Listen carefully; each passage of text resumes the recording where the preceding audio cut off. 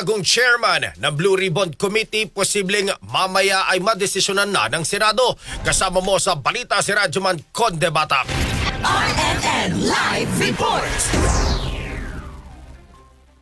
Posibleng magdesisyon na ngayong araw ang mayorya ng Senado sa itatalagang bagong chairman ng Senate Blue Ribbon Committee kapalit nang nagbitiw na si Senate President Pro Tempore Ping Lacson. Nauna ng pinangalanan ni Senate President Tito Soto III ang mga senador na sila Senators J.D. Ejercito, Rafi Tulfo, Kiko Pangilinan, Mia Cayetano at Risa Hontiveros na maging bagong Blue Ribbon Committee Chairman. Ayon kay Soto, posibleng mamaya ay makapagdesisyon na ang majority bloc kung sino sa mga nabanggit na senador ang ihahalal na bagong chairman ng Blue Ribbon.